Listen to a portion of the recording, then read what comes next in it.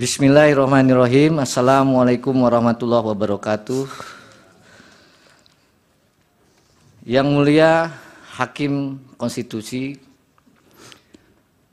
para pemohon, kuasa pemohon, dan semua yang hadir di sini.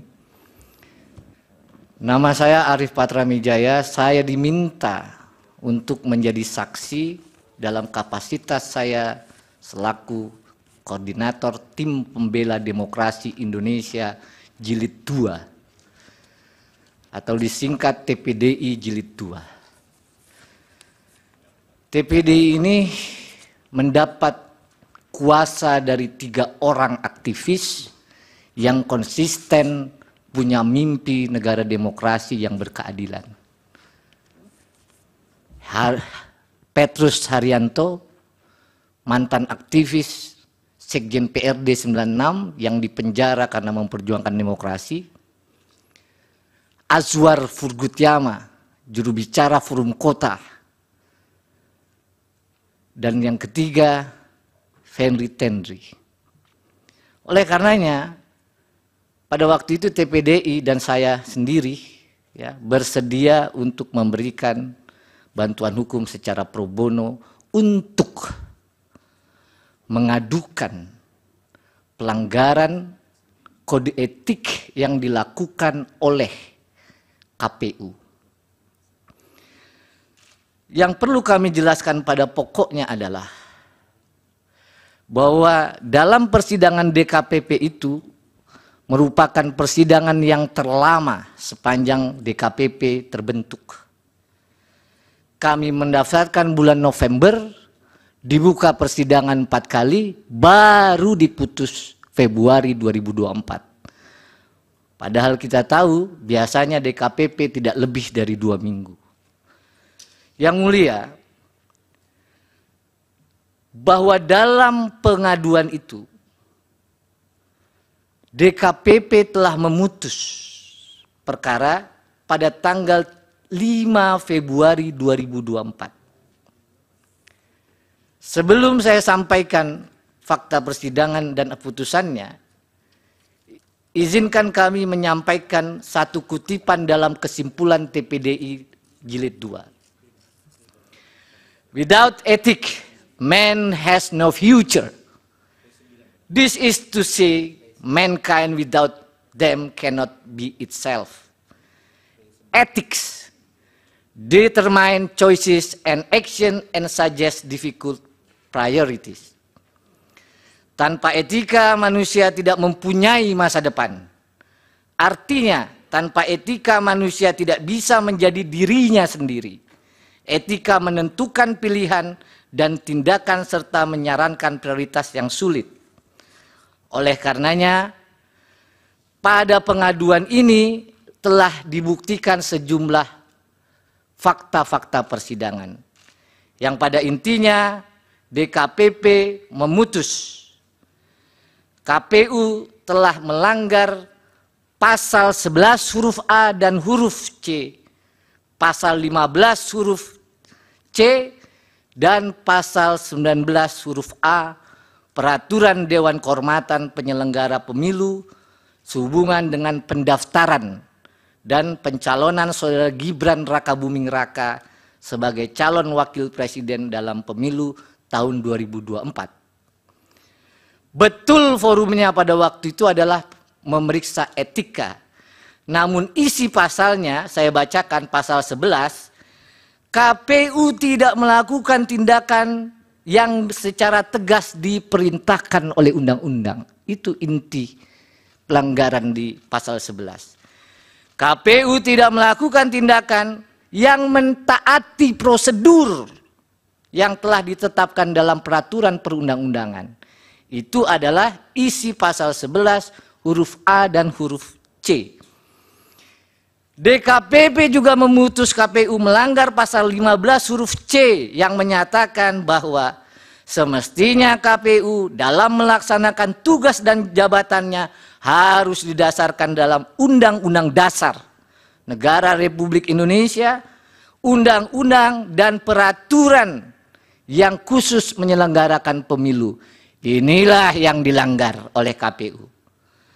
Lalu yang terakhir, pasal 19 huruf A yang menyatakan semestinya KPU menjunjung tinggi Pancasila, Undang-Undang Dasar Negara Republik Indonesia, dan peraturan perundang-undangan.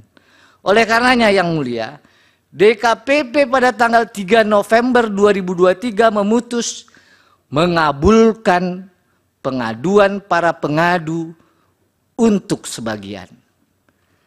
Yang kedua, menjatuhkan sanksi peringatan keras terakhir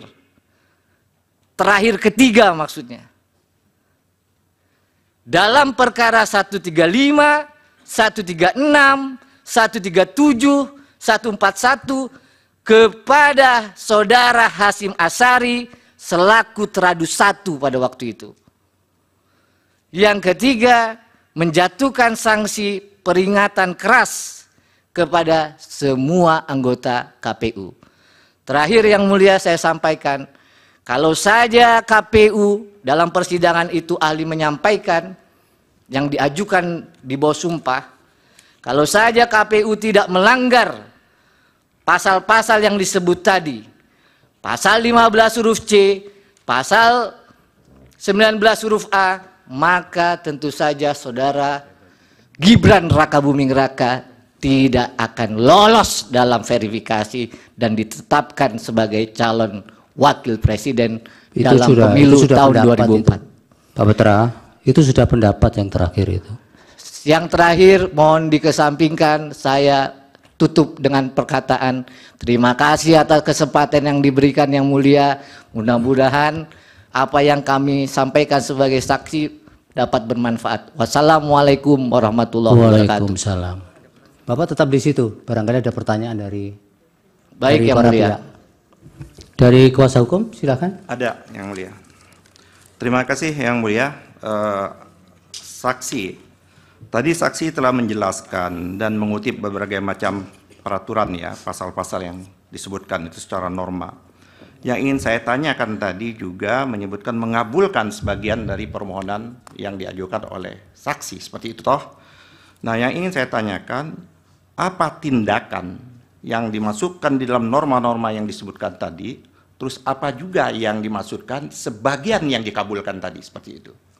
Itu yang pertama. Terus yang kedua, saya ingin mendapat gambaran, karena kita tentunya tidak mengikuti persidangan yang ada di KPP tersebut.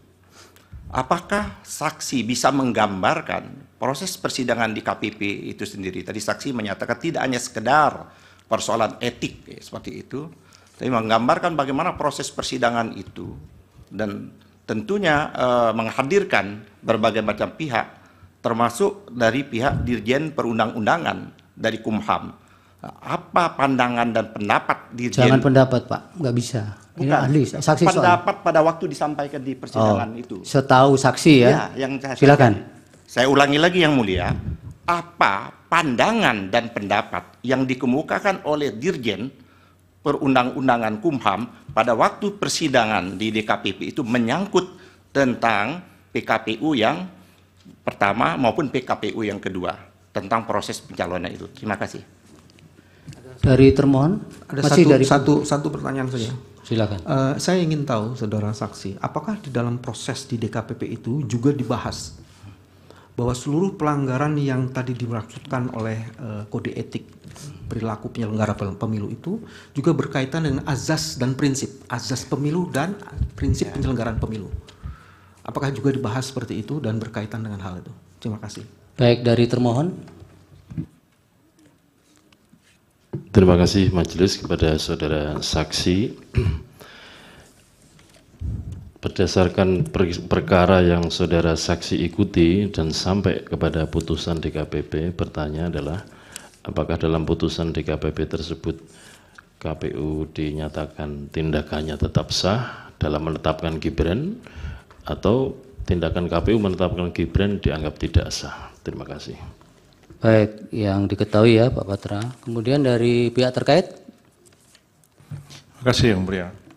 Saudara saksi, setelah DKPP menjatuhkan sanksi peringatan keras terakhir kepada saudara Hasyim Asyari, Ketua KPU, apakah fakta yang terjadi kemudian KPU membatalkan pencalonan Wakil Presiden Gibran Rakabuming Raka atau tidak?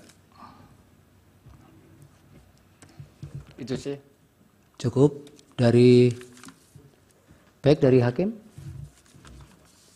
Cukup, silakan Pak Patra dijawab singkat-singkat saja. Terima kasih Yang Mulia. Menjawab pertanyaan kuasa pemohon, apa maksud dari dikabulkan sebagian? Yang Mulia, kami pada waktu permohonan di DKPP, permohonannya banyak. Antara lain, ya, minta dikoreksi produk dari KPU. Karena kami teringat itu pernah dilakukan oleh DKPP pada saat di bawah Prof. Jimli. Kami juga minta KPU anggotanya ini karena melanggar tadi diberhentikan secara permanen. Karena pada waktu DKPP dipimpin oleh Pak Muhammad itu juga dikabulkan. Nah, yang dikabulkan sebagian hanya dinyatakan bahwa KPU ini telah melanggar pasal yang disebutkan tadi dan diberi peringatan keras terakhir. Itu yang pertama. Yang kedua, proses persidangan DKPP memanggil Bawaslu, DKPP memanggil juga Dirjen Peraturan Perundang-undangan. Pada saat persidangan, jelas Bawaslu menyampaikan dalam proses verifikasi Bawaslu tidak dapat melakukan pengawasan. Kenapa? Karena sistem silonnya tidak dapat diakses. Begitu juga waktu Dirjen DKPP dihadirkan, fakta persidangan bisa dibuka dalam putusan tanggal 5 tadi, disampaikan oleh Dirjen, ya, pernah KPU mengirimkan surat untuk perubahan peraturan KPU 7 hari setelah tanggal 16 Oktober. Saya ulang, 7 hari. Lalu oleh Dirjen PP dikembalikan Yang Mulia. Nggak bisa begini KPU. Masa langsung minta draftnya diubah dan disahkan? Harus konsultasi dulu kepada DPR. Maka dikembalikan nih sama Pak Hasim. Tolong dulu, ya, prosesnya konsultasi. Proses itu baru dijalankan setelah 7 hari, barulah ketemu tanggal 3 November, tanggal 3, ya, itu diterbitkan peraturan KPU nomor 23. Ya. Majelis mohon klarifikasi di peraturan mana yang diminta untuk diubah itu majelis. Tadi ada disebutkan oleh saksi peraturannya, ya, dimintaan KPU untuk diubah. Tahu tidak peraturan mana yang minta diubah? Ya, jadi Yang Mulia, pada waktu KPU ini menerima berkas, Bawaslu menyatakan dalam persidangan mereka menggunakan pedoman pengawasannya dengan menggunakan peraturan nomor 19. Itu yang dia gunakan. Begitu juga KPU. Jadi pada waktu itu, berdasarkan peraturan nomor 19 tahun 2023, syarat capres dan syarat cawapres itu harus paling rendah 40 tahun belum diganti. Ya, itu tidak ditanyakan tadi. Ya, itu tadi yang ditanyakan. Makanya KPU ya bilang bahwa tolong ini saya mau ubah Yang Mulia. Kepada Dirjen PP. Oleh Dirjen PP dikembaliin. Nggak bisa, harus konsultasi ke DPR, DPR dulu. Ulang itu, ya. Iya, gitu. Oke, yang pertanyaan Pak Yani satu lagi. Yang kedua, ini terkait dengan asas, ya. Kalau dalam putusan kita baca, yang dilanggar oleh KPU ini tentu saja asas profesional dan asas menjamin ketidakpastian Pak Bambang. Jadi KPU ini waktu bekerja tidak menjamin kepastian hukum, itu maksud asasnya. Ya, silakan kuasa pemohon mengecek peraturan. Ya, yang dari Pak Bambang, yang ada Nah, tidak sekarang, pembahasan etik itu. Ya, KPU apakah ya menyatakan tidak sah ya di KPP ya. Seperti saya sampaikan, di dalam putusannya hanya dikabulkan sebagian. Jadi DKPP tegas menyatakan bahwa Pak Hasyim Asyari dan anggotanya semua itu telah melanggar 3 pasal. Karena melanggar 3 pasal itu diberi teguran keras terakhir. Di luar itu nggak ada putusan DKPP. Makanya diajukan ke PT UN atau di sini mungkin. Yang ketiga, fakta apakah KPU membatalkan ya, di dalam putusan DKPP tidak ada amar putusan yang lain-lain. Hanya itu. Ya sudah, itu terus Ya. diulang-ulang. Ya. Cukup. Cukup? Baik. Yang mulia. Majelis Terima kasih. termohon, Apa, Pak? karena ini fakta dan kami juga ada dalam peristiwa itu, penting kami klarifikasi satu hal. Tidak usah, nanti Bapak punya instrumen untuk mengkanter itu. Baik, makasih. Terima kasih Pak Putra. Lebih kurang saya mohon maaf, kalau ada kekurangan saya juga mohon maaf, kalau ada kebenaran semua datang dari Allah Subhanahu wa taala. Wassalamualaikum warahmatullahi wabarakatuh. Baik, terima kasih.